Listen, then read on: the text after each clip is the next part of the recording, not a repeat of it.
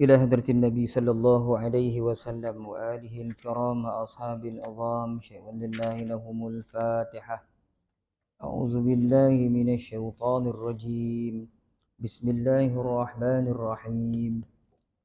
الحمد لله رب العالمين الرحمن الرحيم مالك يوم الدين إياك نعبد وإياك نستعين اهدنا الصراط المستقيم صراط الذين أنعمت عليهم غير المغضوب عليهم ولا الضالين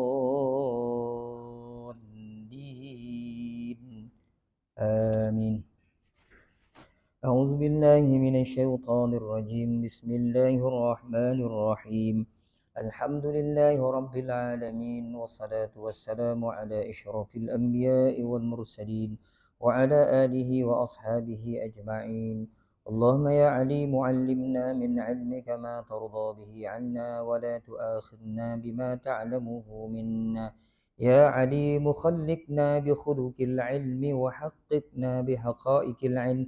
رب اشرح لنا صدورنا ويسر لنا أمورنا واحلل عقدة من ألسنتنا يفقه أقوالنا والحمد لله رب العالمين.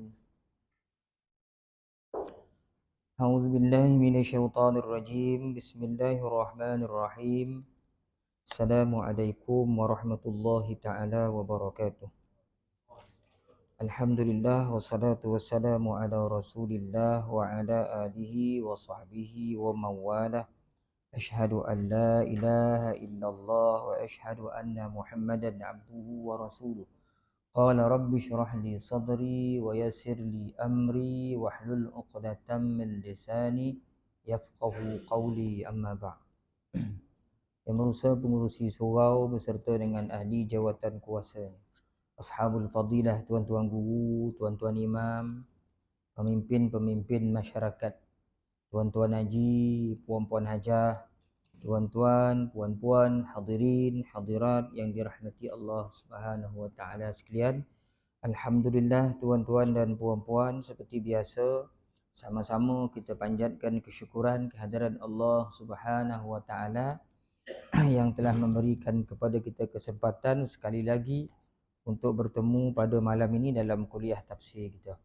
Mudah-mudahan dengan kerap kali kita melihat ayat-ayat Allah ni, memahami maksudnya, mentadabbur kehendak-kehendak Allah yang tercatat dalam Al-Quran ni, mudah-mudahan menambahkan lagi keberkatan hidup kita insya-Allah, mudah-mudahan, Allahumma amin.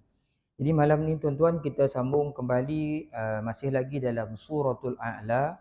Dan malam ni kita bermula dengan ayat yang ke-16 suratul A'la, muka surat 93. Dah ada lebih kurang dalam 3 ayat, 4 ayat habis. Kemudian kita akan masuk surah baru iaitu surah Al-Ghashiyah insya-Allah. Ayat 16 surah A'la, muka surat 93. Allah Subhanahu wa taala berfirman, A'udzu billahi minasy syaithanir rajim. Bismillahirrahmanirrahim. Bal tu'thirunal hayatad dunya wal akhiratu khairun wa abqa. Inna hadza lafis suhufil ula. صحف إبراهيم وموسى. بسم الله الرحمن الرحيم. هل أتاك حديث الغاشية.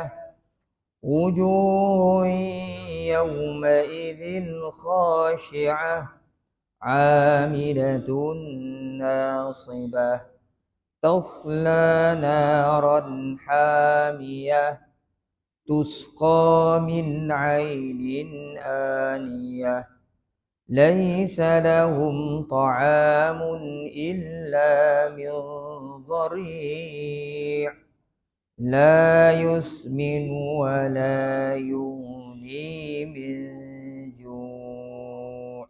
Sadaqallahul azim.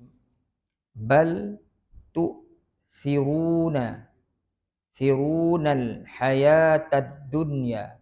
Jadi dunia ni apa, izhar mutlak, bukannya idgham ma'al gunnah. Bukannya idgham ma'al gunnah. Lakinnaha kismun kisman yudghama fihi bi ghadnatin biyanmu ulima illa idza kana bi kilmatin fala tudghim kadunya summa sinwanin tala. Jadi dalam matan tu jelas sebut dunia, sinwan, qinwan, bunyan. 4 perkataan ni dalam Quran tak boleh didengungkan walaupun nampak macam idgham ma'al gunnah. Dia bukan idgham, dia adalah izhar mutlak kerana nun bertemu dengan ya ataupun waw dalam satu perkataan. Okey, tak dengung. Dunya wal akhirah. Akhirah tu mad badal. Kita dah bincang itu hari. Semua perkataan yang mula dengan panjang a ataupun i ataupun u itu mad badal. Bukan mad asli. Mad badal. Wal akhirah khairun wa abqa. Rung wa abqa. Bagi dua di hadapan bertemu dengan waw idgham ma'al gunnah. Dengung dengan qada 2 harakat. Atau bagi yang tak berapa nak mahir hukum tajwid, cukuplah dengan dia melihat baris 2 di hadapan tu. Kalau baris 2 di hadapan tu macam 99 seperti ini, kita baca dengan dengung qada 2 harakat.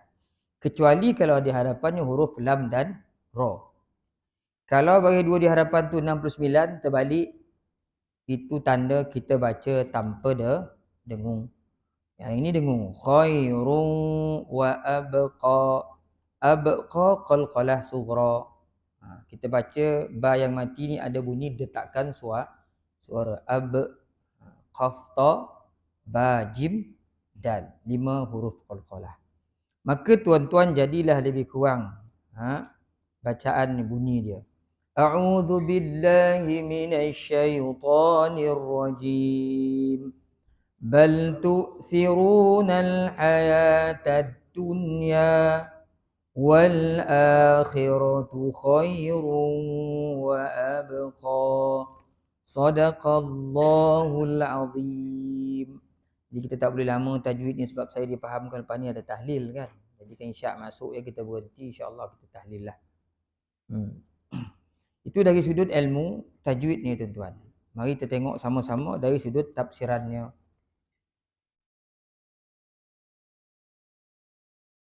Sebaliknya kamu, yakni orang-orang kafir memilih kehidupan duniawi. Allah Ta'ala sebut di sini, sebelum ni kita dah bincang tentang orang-orang yang beruntung yang membersihkan diri. Lepas Allah Ta'ala cerita orang bersihkan diri, menyebut nama Allah, sembahyang, Allah Ta'ala cerita pula sebaliknya orang-orang kafir memilih kehidupan duniawi. Yakni sebaliknya kamu wahai manusia lebih mengutamakan kehidupan dalam dunia ini yang sifatnya akan fana dari mengutamakan kehidupan di akhirat yang akan kekal selama-lamanya. Kamu sibuk bekerja dalam urusan dunia sedangkan urusan akhirat pula kamu lupakan. Walhal kehidupan ukhrawi itu lebih baik dan lebih kekal dari kehidupan duniawi. Kerana dunia bersifat fana dan akhirat bersifat kekal. Tentulah yang kekal lebih baik dari yang bersifat fana. Maka patutkah orang berakal itu mementingkan yang fana dari yang kekal? Mengapa lebih ramai orang yang mahu ditipu oleh dunia yang penuh dengan kepura-puraan tanpa mengendahkan kepentingan hidup di alam baqa yang berkekalan. Jadi itu tafsiran daripada Ustaz Ahmad Sun Haji. Apa sahaja tuan-tuan yang terkait dengan dunia, semuanya bersifat fana. Semuanya tak kekal. Apa saja dalam dunia ni, termasuk kita sekali. Selagi kita hidup dalam dunia, semuanya tak kekal. Bilakah berlakunya kekal tu, berkekalan tu? Iaitu selepas kematian. Dunia selepas kematian tidak ada lagi mati kali kedua. Kekallah dia. Jadi orang-orang yang sibuk mencari dunia sekarang ini dengan melupakan akhirat yang kekal itu, dia akan dapat dunia yang dia cari. Tapi dunia itu akhirnya akan terbuang begitu sahaja. Ketika dia kembali ke alam kekal, dia tak punya apa-apa. Sebab yang dihimpunkan itu benda-benda yang musnah, yang hancur, yang tak boleh bawa ke sana. Sedangkan di atas muka bumi ini Allah Ta'ala bagi dua pilihan. Semasa kita hidup, Allah Ta'ala sebut wahadainahun najdain. Allah Ta'ala buka dua jalan. Jalan baik, jalan buruk. Jalan pahala, jalan dosa. Kamu boleh himpun dunia yang kamu nak, silakan. Kamu akan dapat dunia. Tapi kamu boleh himpun juga akhirat, kamu himpun. Kamu akan dapat akhirat. Jadi semua yang ada dalam muka bumi ini, orang-orang yang cerdik akan mengolah supaya semua yang ada di muka bumi ini akhirnya manfaatnya dapat dituai di akhirat nanti. Orang yang tak apa nak cerdik, dia dah ambil dunia, dunia tu habis di dunia saja. Tapi orang yang cerdik, dia guna dunia dan manfaat dunia itu dia dapat di akhirat. Dia ada harta, ada orang ada harta, dia makan seorang-seorang. Dia konyang, dia puas hati dia kat dunia. Tapi di akhirat dia kosong. Ada orang ada harta, sebahagiannya dilaburkan untuk akhirat. Bagi anak yatim, bagi golongan armalah, bagi orang-orang yang memerlukan, fakir miskin. Nampak macam hilang, tapi di akhirat itulah harta-hartanya yang akan kekal. Ini yang disebut oleh Allah, orang-orang kafir lebih mengutamakan kehidupan dunia. Dalam tafsir Qurtubi ni Al-Jami' li Ahkamil Quran ni, satu riwayat daripada Ibnu Mas'ud. Kata Ibnu Mas'ud, "Atadaruna lima atharna al-hayata ad-dunya 'ala al-akhirah?" Ditanya kita, adakah kamu tahu kenapa kita lebih mendahulukan dunia daripada akhirat? Kata Ibnu Mas'ud. Tahu tak? Dia jawab, li'anna ad-dunya hadarat wa ajalat lana tayyibatuha. Kerana dunia ni keuntungannya dapat cepat. Kerana dunia ni menghadirkan keuntungannya, keenakannya, makanannya, minumannya, kelazatannya, semuanya dapat segera. Semuanya dapat segera. Dunia dia hidangkan semua-semua. Sebab tu ramai orang sesat atas muka bumi ni. Kesenangan dunia tu senang dapat. Tetapi kesenangan akhirat tu sukar nak didapat. Dan kena tunggu mati dulu baru dapat kesenangan akhirat tu. Kata Ibnu Mas'ud. Sedangkan wal akhirah ghibat anna. Akhirat jauh daripada kita. Disembunyikan manfaat, keuntungannya. Sebab itu orang lebih memilih dunia. Kita ada duit, bagi ke anak yatim, kita akan dapat akhirat. Kerana sedekah kita. Tapi lambat. Nak mati dulu pun dapat. Tapi kalau duit tu, RM10 tu, tak bagi ke anak yatim, kita boleh apam balik Seri Menanti. RM10, dapat 15 kotul, kita sopah 15 kotul tu. Kita dapat manfaatnya masa tu je. Masa tu je konyang yang itu orang pilih. Yang itulah orang pilih. Akhirat bila sampai nak kena mati. Kan? Jadi sebab itulah kata Ibnu Mas'ud, dunia ni orang pilih sebab manfaatnya seketika itu juga kita dapat berbanding dengan akhirat. Sedangkan Allah Ta'ala sebut di bawah tu, wal akhiratu khairun wa abqa. Sedang kehidupan ukhrawi adalah lebih baik dan lebih kekal. Kamu orang kafir mendahulukan dunia, sedangkan akhirat itu lebih kekal. Akhirat lebih kekal.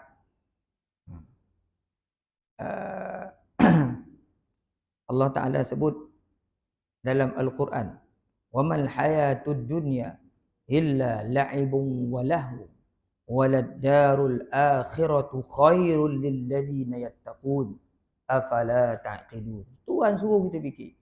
Tidak adalah kehidupan dunia ini yang kamu gila-gilakan tu melainkan la'ibun walahu, permainan dan sia-sia saja. Waladdarul akhiratu khairul lilladzina yattaqun. Sedangkan kehidupan akhirat itu lebih baik kepada orang-orang yang bertakwa. Afala ta'qilun. Kenapa kamu tak fikir? Kata Allah Subhanahu wa taala. Dunia ni Allah Ta'ala sebut main-main je. Tu sebab sebarang yang nama permainan di muka bumi ni memang ramai orang. Kita selalu sebut kan. Apa main ni tak ramai orang. Main bola, main takraw, main damaji pun ramai kat kedai kopi tu. Pergi. Main apa? Tu orang Melayu, orang putih lagi pula. Baling dat kat dinding tu, tup-tup tu beribu orang mandang. Main. Apa yang dia tak buat? Main sio-sio je. Musim mana dia berehat? Orang kafir ni. Tak ada. Musim panas dia main, musim sejuk dia main, musim bunga dia main. Musim panas dia main bola. Musim sejuk kan tak ada kerja nak buat, ditangkap ikan tuna tu, dan pertandingan membaling ikan tuna. Siapa dia jauh sekali. Tak nampak tu kan? Saya selalu sebut, saya ada kali kalau ada astro tu, tuan tengok orang putih tu, dibalingnya pebondo tu, yang mengenai oleh tu, lepas tu dia ke depan, dia jolok-jolok, dimom, bagi bola tu jalan ke depan lagi. Tak ada kerja. Hanya kerja nak buat lagi. Baik mau lantai rumah. Mau orang main tu tak. Main, laib. Pun nak buat dia pun nak buat, tak nak buat. Di KL kaki dengan tali, dia cari yang bangunan paling tinggi tu, dia betul kerja di bawah tu, menyorit. Naik ke atas balik. Naik ke atas balik. Kerja ni apa?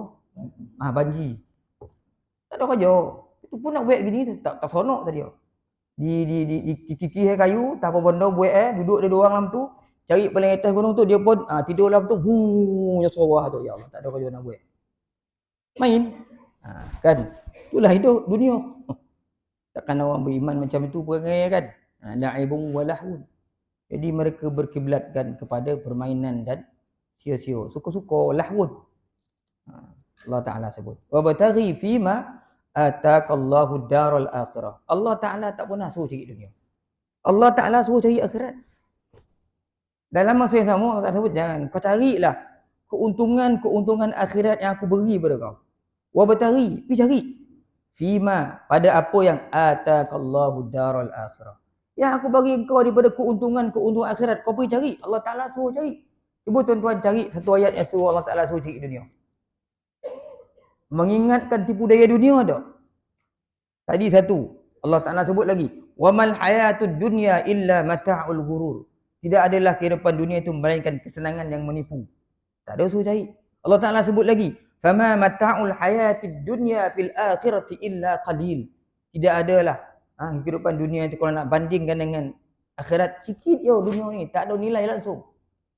Nabi pun sebut, kalau dunia ni ada nilai nisfu janahi ba'udah, walaupun nilai dia sebelah sayap nyamuk, kalau ada, nescaya Allah Ta'ala takkan beri orang kafir minum walaupun seteguk air. Kalau bernilai dunia ni. Tapi tak ada nilai. Sehingga disebutkan ad-dunya jifatun wa tullabuha kilabun. Dunia ni bangkai. Yang hanya bangkai ni anjingnya. Walaupun dia dibahaskan dalam kitab-kitab tua kita ngaji, ada kata itu bukan hadis, tapi banyak ulama membahaskan. Maknanya itu sahih. Maknanya itu sahih. Kan Allah Ta'ala sebut. Jadi carilah dunia. Lepas tu baru Allah Ta'ala sebut, carilah akhirat. Ujung tu baru Allah Ta'ala sebut dunia. Wabtaghi fima ataqallahu daral akhirah wa la tansa nasibaka minad dunya. Kau carilah akhirat, kata Allah Ta'ala. Tapi dalam masa yang sama, jangan lupa dunia kau pula. Kan kalau suami subuh dia duduk dekat masjid, dia bantai berzikir sampai ke maghrib. Tak makan bini Terpaksa lah bini tu cari pucuk paku kat dalam kebun, cari apa ni, pucuk-pucuk ubi nak digobihan. Dah suami asyik berzikir cari akhirat. Balik dia marah suami, apa abang ni? Akhirat penting yang. Biarlah kita mati mengejar akhirat. Mati kering semualah rumah tu nanti. Tak jam tu dah. Habis semua kereta dia jual, motor dia jual. Apa nak bang? Kita jalan kaki yo. Nampak sikit sebut yang ini semua harta dunia. Ustaz bercakap subuh tadi. Lagi jauh rumah daripada masjid lagi baik. Jadi kita menapak tu dikira. Satu buang dosa, satu tambah pahala, satu buang dosa. Berapa banyak tapak kita tu. Pergilah buat macam tu. Saya tak suruh macam tu dah. Tu orang paling cerdik ini tu.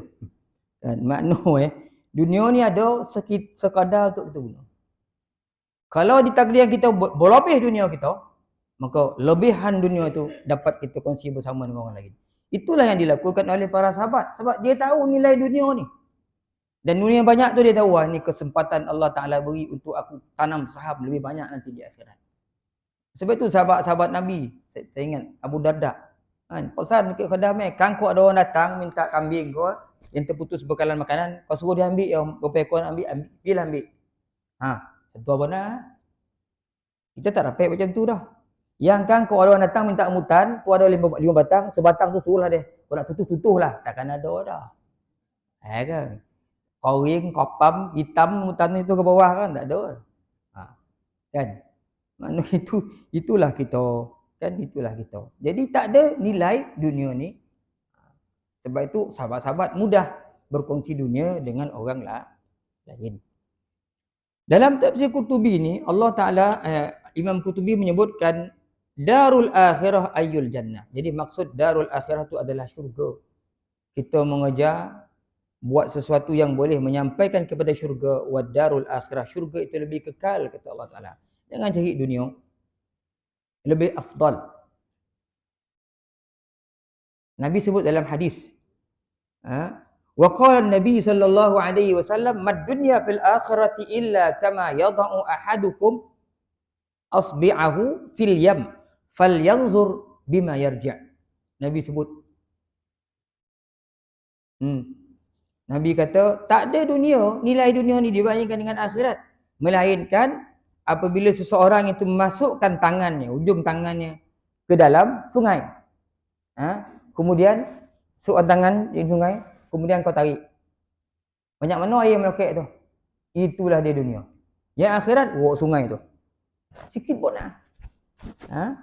Itulah maksud ayat tadi. Fama mata'ul hayatid dunya fil akhirati illa qalil. Sikit ya dunia ni. Jadi orang-orang kafir melebihkan dunia. Orang-orang mukmin beriman sepatutnya melebihkan akhirat daripada kehidupan dunia. Sehingga berkata Malik bin Dinar. Kata Malik bin Dinar, "Lau kanatid dunya min zahabin yafna."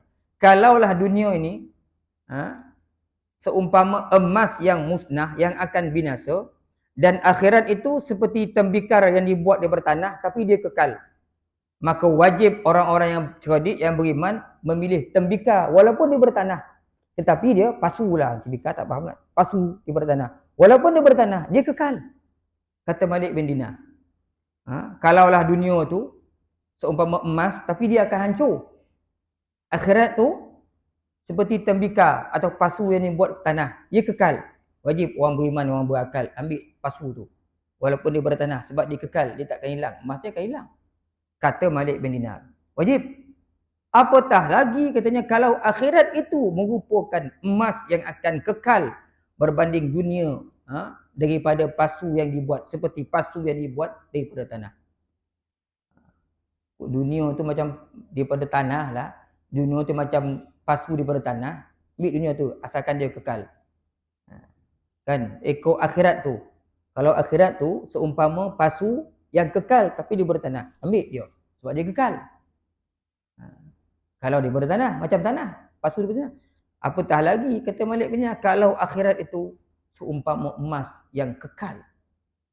Lagilah lebih wajib kita ambil. Itulah orang yang cerdik. Kata Malik bin Dinar menasihatkan orang-orang yang beriman. Jadi ayat ni sebenarnya wal akhiratu khairun wa abqa, dia macam tasji'an. Galakkan kepada orang-orang beriman supaya mendahulukan akhirat. Mencari keuntungan akhirat. Dalam kitab Nasaihud Diniyah wal Wasaya Imaniyah, Imam Habib Abdullah Haddad ada sebut dalam kitab tu. Disebut barang siapa yang memandang mudah keuntungan akhirat yang dianjurkan oleh agamanya. Dia pandang mudah ya, yang agama anjurkan dia pandang mudah ya. Maka orang itu adalah orang yang lalai dan cintanya kepada akhirat amat tipis. Kata Syekh Imam Habib Abdullah Haddad. Saya ulang sekali lagi. Barang siapa yang memandang mudah keuntungan akhirat yang dianjurkan oleh agama dia. Keuntungan akhirat. Dia mana mudah ya. Orang itu sebenarnya adalah golongan. Masuk dalam golongan orang yang lalai dan cintanya kepada akhirat amat tipis. Kata Imam Habib Abdullah Haddad. Sebutlah. Seandainya kamu tahu kelebihan sembahyang subuh berjemaah, nescaya kamu akan datang berangkat. Mana itu ada sesuatu tu? Tak ada, tak berangkat dah. Asal pun nak berangkat tadi. Barang siapa yang sembahyang berjamaah di masjid akan dapat salatul jamaati afdalu min salatil fardhi bi 27 darajah. Sembahyang berjamaah itu lebih daripada sembahyang seorang diri dengan kelebihan 27 darjat, 7 pahala. Asal pun nak pergilah ambil, dia tak nak dah tadi. Satu pun cukuplah tadi. Banyak keuntungan-keuntungan akhirat Allah Taala bagi itu. Nabi sebut macam-macam kan. Barang siapa yang baca surah ni, baca itu, dia akan dapat kelebihan ni, Nabi sebut. Tak ada kat dia dah tak diapik kata orang ni kan, tak diapik dah. Itu tanda apa? Golongan yang lalai. Dan dia tidak apa nak cinta pada akhirat. Tipis cintanya pada akhirat, cukup tipis. Sebab itu dia tak sungguh-sungguh. Itu kata Imam Habib Abdullah Haddad. Bukan kata saya. Sebab itulah orang-orang dulu, golongan salafus salih, tabi'in seperti Rabi' ibnu Khaisam. Bila orang tanya dia, khadam dia tanya, wahai Rabi', aku tak nampak pun kau tidur. Aku nampak kau tidur, kata khadam dia. Tidur kau tidur, malam tak tidur. Itu soalan kepada Rabi'. Kalau soalan kepada kita, aku tak nampak pun tuan jaga. Tidur semua itu soalan untuk kita lah. Siang tidur, pagi tidur, malam tidur, puasa ni tengoklah ni.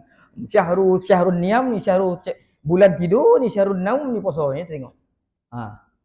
Lain soalan ni, saya tak nampak tuan tidur. Kan? Tak nampak tuan tidur.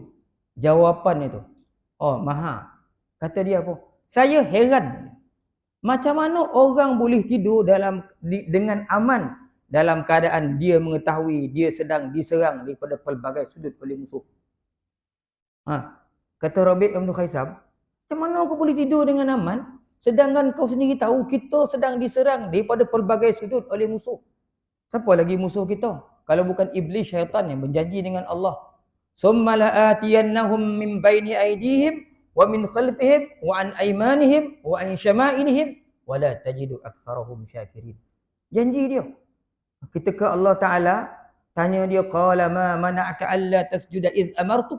Qala ana khairum minhu khalaqtani min nar wa khalaqtahu min tin. Kenapa kau tak nak sujud wahai iblis ketika aku suruh sujud pada Adam ni? Kata aku lebih baik, aku daripada api, dia daripada tanah. Qala fahbit minha fama yakunu laka an tatakabbara fiha fakhruj innaka minas saghirin. Kau tak layak menyombong diri dalam syurga aku ni, kau keluar sekarang. Allah Taala halau kan? Apa disebut? Qala anzirni ila yaumi yub'atsun. Oleh kerana kau dah usia aku ya Allah, kau bagi aku hidup panjang nyawa aku tu sampai hari dibangkitkan. Qala innaka minal munzirin. Baik, kata Allah Taala, aku panjang kau umur sampai akhirat. Qala fa bima aghwaytani la aqudanna lahum siratakal mustaqim. Syaitan, iblis sebut, sebab kau dah ngusi aku, kau dah sesatkan aku, kau dah kata aku kafir ya Allah, aku akan datang anak Adam kepada anak Adam ni setiap saat. Aku akan sesatkan dia daripada jalan kau yang lurus. Kemudian turun ayat, summa la'atiyannahum min baini aydihim wa min khalfihim wa an aymanihim wa an syama'ilihim wa la tajidu aktsarahum syakirin. Kemudian kita akan datang depan, dari belakang, dari depan, dari kiri, kanan, atas, bawah. Aku datang dekat anak Adam ni, wa la tajidu aktsarahum syakirin. Kamu takkan jumpa seorang pun bersyukur kat kau. Janji. Dan kita selalu diserang. Tu kata Rabi', macam mana orang boleh kamu boleh tidur dengan aman ni? Kita diserang. Diam khadam. Terdiam khadam. Tengok. Mana tadi saya ceramah dekat tu. Dekat bawah tu kan. Seorang lagi, tabi'in. Tengok macam mana kegilaan dia kepada amal-amal akhirat. Dia solat, sedikit pun tak dapat disesatkan. Diganggu gugat oleh iblis. Sehingga iblis dari tension. Tension iblis, apa warna orang ni. Bergayut ke tangkai, macam-macam dihasut. Tak mahu dia dengar dah. Dia cerita malam ni full lawan Manchester United. Tak erti kan. Amir bin Abdullah. Tak ada nyampuk dia. Ya kau, aku apa? Tak ada. Kita kan boleh teringat lah. Aku apa kat itu? Kita dah mula dah layan setan tu. Apa setan buat cerita orang? Kita pun mula. Kita sama join lah. Lama-lama dah 5 minit pun sembahyang. Ingat bagi Allah Ta'ala. Itu kita. Tapi Amir bin Abdullah ni tak ada. Usik dia tak reti. Sehingga syaitan, iblis jadi bongi. Iblis tu menjolma jadi ular. Jadi ular, dia masuk kot jubahnya. Nyolinya. nyoli. Kita jangan ular tu nyoli dalam jubah, dalam kain telokong kita. Katak kat situ ada dalam beg kita dah. Dia tengok kan. Sekali katak rambut ditopuk ke katak tu, dia sembahyang ni. Marah-marah katak tu habis sembahyang balik semula. Ini iblis tu masuk, jadi ular masuk. Bawah kain, keluar di lengan jubah Amir bin Abdullah. Keluar kat lengan jubah. Sahabat-sahabat menjerit, ular. Dia tak tahu, sembahyang. Sehingga dia habis sembahyang. Sahabat tanya dia, wahai Amir, kau tak sadar kau ular masuk kat jubah kau tu, dia menyalip keluar kat jubah kau, kata dia. Sadar, kata dia. Habis kau tak takut kau, kata dia. Jawapan tu. Jawapan tu mahal. Kata dia, aku malu pada Allah Ta'ala. Kalau aku takut kepada selain daripada dia. Aku malu pada Allah ketika aku solat, aku tunjukkan ketakutan pada selain daripada dia. Basalah ular pada Tuhan lagi kan. Itu maksud Amir. Aku tak tahu kata aku.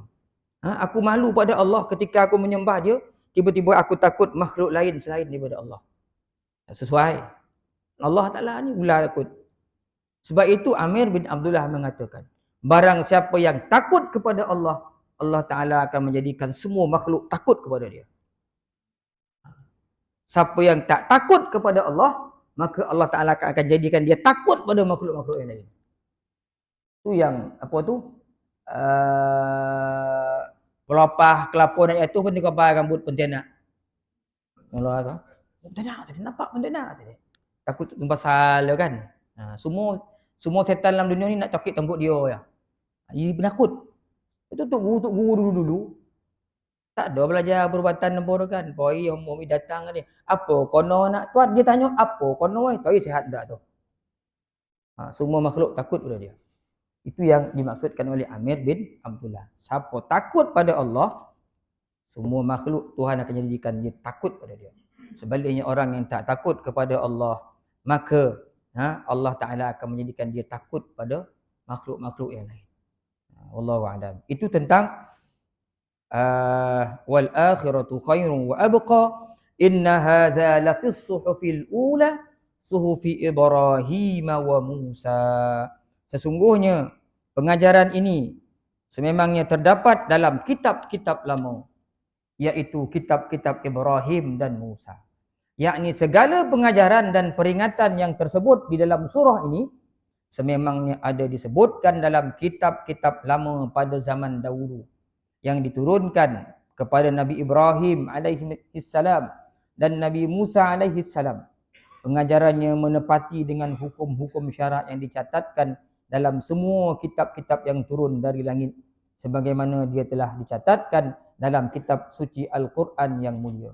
Jadi semua pengajaran-pengajaran dalam surah Al-A'la ini ada tercatat dalam kitab-kitab Nabi Ibrahim dan kitab-kitab Nabi Musa. Dalam tafsir Qutubi disebut, orang tanya apakah isinya kitab Nabi Ibrahim tu, Nabi Musa tu. Kata Nabi semuanya adalah cerita-cerita perumpamaan-perumpamaan yang menarik, kata Rasulullah, yang mengingatkan manusia pada zaman tu. Sampailah dengan Al-Quran. Al-Quran tu kitab yang mengingatkan kita, tuan-tuan. Al-Quran tu kitab yang mengingatkan kita. Jadi habis kita surah A'la, kita masuk sikitlah. Seminit dua. Mana pengusi yang pandang pengusi ya? Kalau pengusi macam ni kan, berhentilah kalau dia jalan macam mana pengusi? Disuruh jalan sikit, kita ambil sikit tuan-tuan, lepas tu kita berhenti. Ni 8.40, kita ambil 8.45 lah, 5 minit surah Ghasyiyah ni sikit, lepas tu kita berhentilah. Jadi kita dah baca tadi kan, jadi kita tengoklah sikit. Surah Ghasyiyah ni artinya hari kiamat. Al-Ghasyiyah ni asalnya tutup, meliputi, menutupi.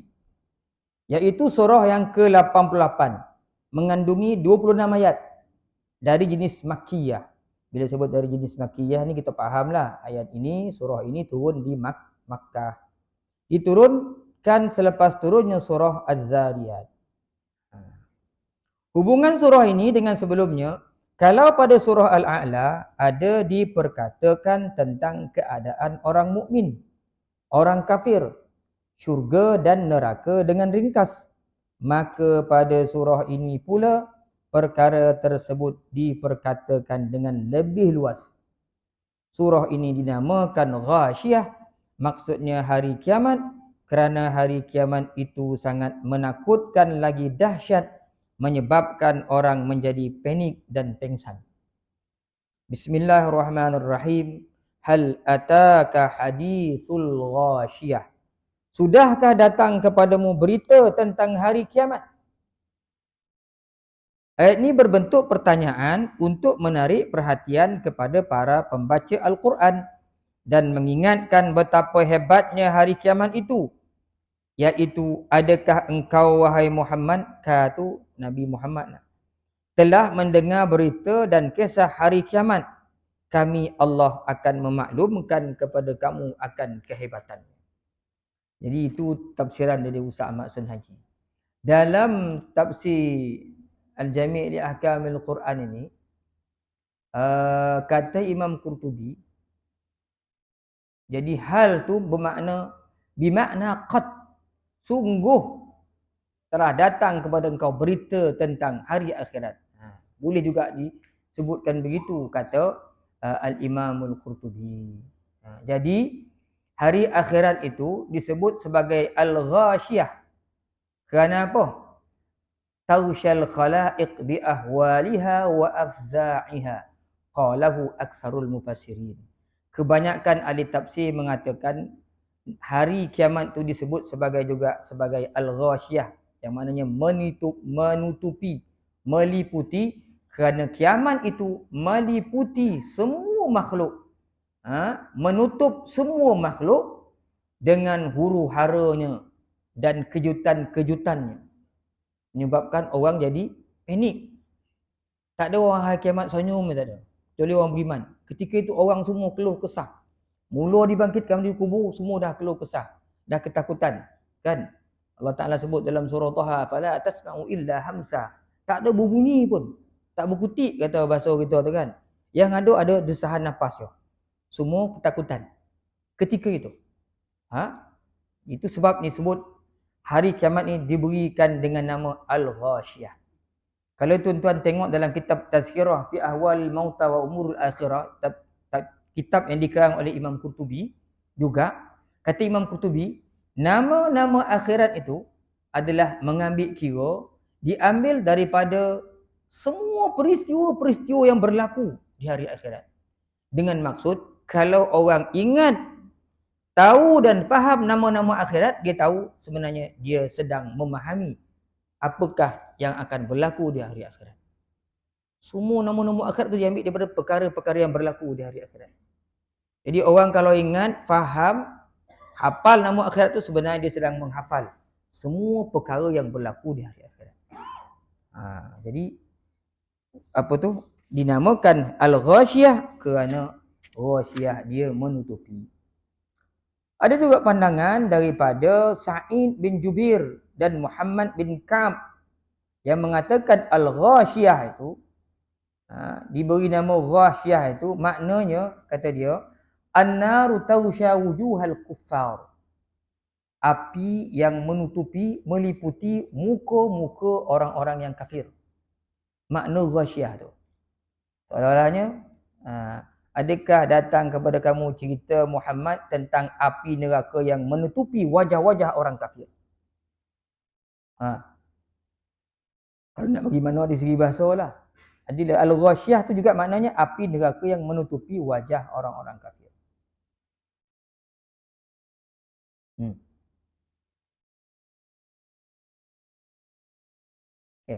Itu maksud Al-Ghashiyah. Kemudian sikit lagi tuan-tuan, ayat yang kedua. Pada hari itu wujuhun yawma idzin khashi'ah. Banyak muka orang pada hari itu tertunduk, terhina. Hari itu, hari kiamat ni ramai orang muka tertunduk, terhina. Apa makna khashi'ah? Wujuhun yawma idzin, iaitu pada hari kiamat. Berkata Sufyan, qala Sufyan ay zalilatun bil azab. Kenapa tunduk hina? Hina kerana diazab oleh Allah Subhanahu wa taala. Dihina dengan azab. Dia diazab, Allah Taala hina dengan azab daripada Allah Subhanahu wa taala, sehingga menjadikan mereka semua tertunduk, malu di hadapan Allah dan makhluk-makhluk yang lain. Itu maksud wujuhun yawma idzin khashi'ah. Imam Qatadah dan Ibnu Zaid mengatakan khasyi'atun Khasyiah ni maksudnya tertunduk kat mana? Ai finnar. Seolah-olahnya nak beritahu pada hari kiamat besok ada ramai banyak muka-muka yang tertunduk malu dalam neraka Allah Subhanahu wa taala.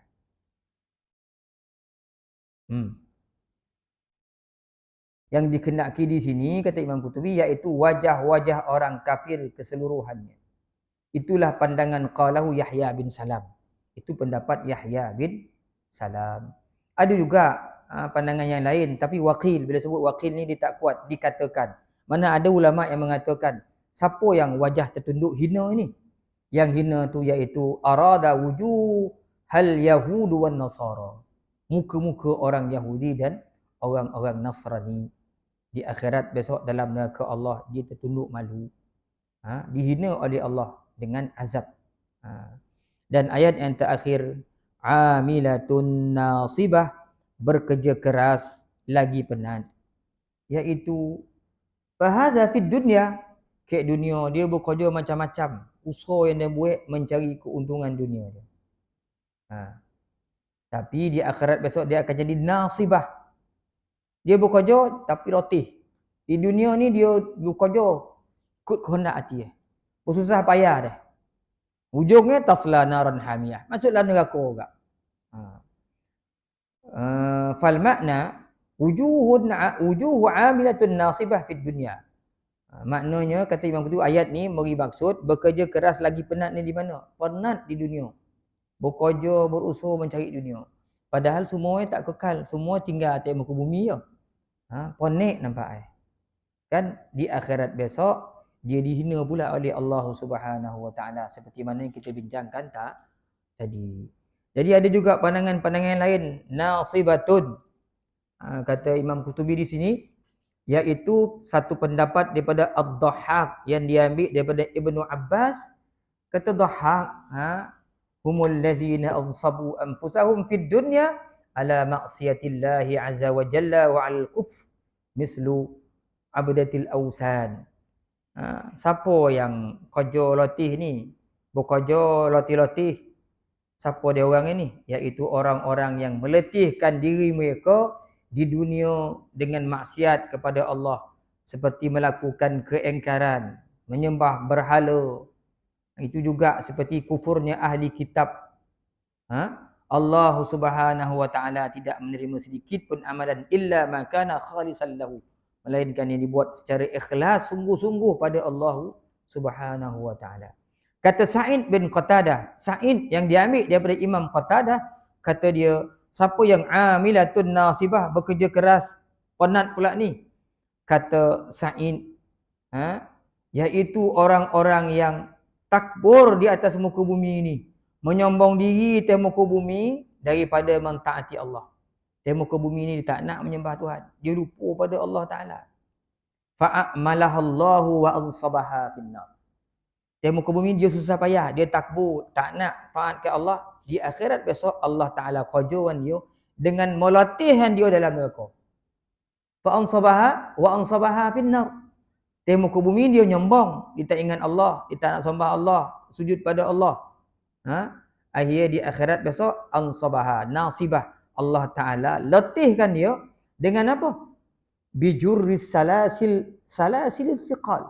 Iaitu cara Allah Ta'ala buat, kata Sa'id, berdasarkan pendapat Imam Qatadah, kata dia, Allah Ta'ala latihan dia dalam neraka dengan kojoy menarik rantai yang berat. Wahamlul aqlal, dan belenggu-belenggu pun yang panjang-panjang, ditarik bosi apa ni, rantai besar-besar, dalam neraka besok, dalam neraka tarik bosi pula tu, borek pula tu, kemudian berdiri pula dalam keadaan yang berkaki ayam. Kata jemaah teguh satuan, berdiri dalam keadaan berkaki ayam di tengah-tengah halaman, orang semua mandang. Dalam keadaan berkaki ayam dan bertelanjang, dihina oleh Allah. Yang qadarnya pada ketika itu berdiri dia selama 50,000 tahun. Qadar dah pergi kan, tak nak seposo, tak nak semayang, tak nak tutup aurat, macam-macam kau buat. Takabbarat fid dunya an ta'atillah. Engkau menyombong diri, tak nak taat pada Allah atas muka bumi. Di akhirat Tuhan latihan dia dengan menyeret bosi yang borek-borek, Kemudian pula berdiri, berkaki ayam, telanjang pula tengah-tengah halaman. Kata Imam Qatadah, 50,000 tahun. Kata Sa'id ingin menyambung lagi, dia tak nak beramal di dunia, maka Allah Ta'ala letihkan dia di akhirat. Kau tak nak latih-latih kat dunia kan, tak nak beramal, tak nak berlatih-latih kau beramal di dunia, kau tak nak latih di akhirat, kata Sa'id, Allah Ta'ala letihkan kamu. Allah Ta'ala letihkan dalam neraka Jahannam. Di mana ditambah oleh Al-Kalbi rahmatullah alaih, adalah dia mengheret besi-besi yang berat dan juga mukanya tertangkup dalam neraka Allah Subhanahu wa taala. Dipaksa pula irtiqa'u jabal min hadid fi jahannam. Paksa pula mendaki gunung yang daripada besi. Duduklah neraka, seret besi dah boreh lah neraka, daki gunung pula. Gunung tu daripada besi. Daki. Akhirnya fayansabuna fiha ashaddu ma yakunu minan nasab. Dia jadi orang yang paling selotih-lotih dalam kelatihan kepanasan dalam itu. Kau tak nak berletih di dunia, di akhirat Allah Ta'ala jadikan dia letih di akhirat dalam keadaan yang terseksa, terhina. Kemudian konolah daki gunung, menyeret besi. Kemudian Allah Ta'ala disebut oleh Al-Kalbi, kata dia, kemudian dia kemudiannya terperosok ke dalam neraka, ke dalam dasar neraka Jahannam, seperti mana terperosoknya takhudul ibil fil wah, seperti unta yang masuk dalam lumpur, tak boleh dia naik. Kemudian pula di dalam neraka Allah Subhanahu wa taala itu, yang curam-curam keadaannya, dipaksa pula berjalan dalam keadaan bumi yang pembukaan dia sending. Tuan bayangkan, tuan berjalan, pembukaan tu sending macam ni, borek sebelah tuan. Macam ni jalan. Dah dalam neraka jalan sending pula, sakit macam-macam pula. Allah Ta'ala sebut, kata Imam Kalbi, dulu orang ni tak nak latih-latih di muka bumi. Tuhan latihan ke akhirat. Kau tak nak latih kan, nak senang je. Maka Allah Ta'ala letihkan dia di dalam neraka Allah Subhanahu wa Ta'ala. Itu ayat yang kedua, tuan-tuan. InsyaAllah panjang umur rezeki kita akan sambung lagi pada ayat-ayat yang berikutnya. Ketahuilah tuan-tuan dan puan-puan, orang yang tak nak meletihkan diri dengan Allah Subhanahu wa taala sebenarnya orang yang tak pernah ingat Tuhan langsung. Lebih-lebih orang tak semayang. Orang yang semayang sebenarnya sedang berkata-kata dengan Tuhan. Nabi sebut dalam hadis kan, orang yang berdiri semayang di hadapan Allah tu, dia seolah-olah seperti berburak dengan Tuhan. Jadi orang tak semayang, dia lawan, dia tak nak borak-borak dengan Allah. Orang yang semayang ingat Tuhan, orang yang tak semayang dia tak ingat Tuhan langsung. Tak ada dalam hati Tuhan tu, tak ada dalam hati Allah. Sebab tu dia tak nak solat. Kalau solat pun tak buat, apatah lagi ibadah-ibadah yang lain. Jadi tuan-tuan, kita mudah-mudahan jadi orang yang lebih mengutamakan kehidupan akhirat. Ingatlah tuan-tuan, kalau kita ada kelebihan dunia, syukur pada Allah Subhanahu wa taala, berkongsi pada yang tiada, insya-Allah jadikan kehidupan kita ni semakin tua kita semakin bermakna nyawa kita, semakin bermanfaat. Seperti mana saya pernah sebut di masjid, umur ni kalau nak ikut rasmi, ikutlah rasmi kelapa, jangan ikut rasmi tobu pangkai mani, sampai ke ujung makin tawa, sampai ujung bucuk langsung tak ada rasa. Jangan macam tu umur kita ni kena ikut rasmi kelapa. Makin tua makin menjadi ni. Lagi tua kelapa tu lagi pokat santan lain sadap buat masak lemak cili padi. Nak kono pula ikan putih yang buah kelapa sawit. Memang sedap kelapa. Muda pun dia berapa. Pangkai pun masa dia muda kelapa ni. Orang buat kelapa muda, ambil air minum, janda pulang, janda tak pulang, semua orang buat. Masa kelapa ni muda. Masa tua lagi pula ambil santan ni, porah. Kan, segala-galanya berguna lah. Tidak pun dapat porah ni. Boi, ayam makan. Dia punya apa itu? Sampai tu, ayam makan. Segala-galanya. Jadi kita macam kelapa lah. Muda pun bermakna, tua pun bermanfaat pada orang. Jangan jadi macam tu, tabu. Kayak pangkal boleh tahan lah. Dia ambil kat ujung tu, kat pucuk tu. Tak payah. Tawar. Jadi umur kita jangan jadi macam tu. Mudah-mudahan kita ni semakin tua, tak ada orang makin muda. Makin muda mudah-mudahan makin banyaklah amalan kita, insya-Allah. Aqulu qawli hadza, sallallahu li wa lakum. Assalamualaikum warahmatullahi taala wabarakatuh. Kalau ada soalan malam ni, ada soalan kah? Oh, kita tangguhkan soalan tu, kita makruhkan soalan pada malam ini. Kerana ada tahlil, minta maaf ya, saya tahu lelaki ni selalu soalan. Abang Ainuddin ni selalu soalan lah. Kita makruhkan awal-awal lagi sebab kita ada tahlil, jadi kita berhenti kat sini. InsyaAllah simpan-simpan lah soalan tu. Akan datang panjang umur, murah rezeki, insyaAllah kita akan jawab. A'udzubillahi minasyaitonirrajim. Bismillahirrahmanirrahim. Alhamdulillahirabbil alamin. Wassalatu wassalamu ala asyrafil anbiya'i wal mursalin wa ala alihi wa ashabihi ajma'in. Allahumma zidna 'ilman nafi'a warzuqna fahma. Allahumma arzuqna fahman nabiyyin wa hifdzal mursalin birahmatika ya arhamar rahimin. Allahumma a'inna 'ala dzikrika wa syukrika wa husni 'ibadatik. اللهم ارزق أولادنا بالنجاح في كل امتحانهم برحمتك يا أرحم الراحمين. اللهم ذلل لهم صعوبة أمرهم وسهل عليهم مشقة دراستهم وارزقهم من الخير أكثر مما نطلب واصرف عنهم كل شر إنك على كل شيء قدير. اللهم انصر إخواننا المسلمين في فلسطين برحمتك يا أرحم الراحمين. الحمد لله رب العالمين. تسبيح كفارة dan سورة العصر. سبحانك اللهم وبحمدك أشهد أن لا إله إلا أنت أستغفرك وأتوب إليك. بسم الله الرحمن الرحيم والعصر إن الإنسان لفي خسر إلا الذين آمنوا وعملوا الصالحات وتواصوا بالحق وتواصوا بالصبر. الله أعلم بالصواب.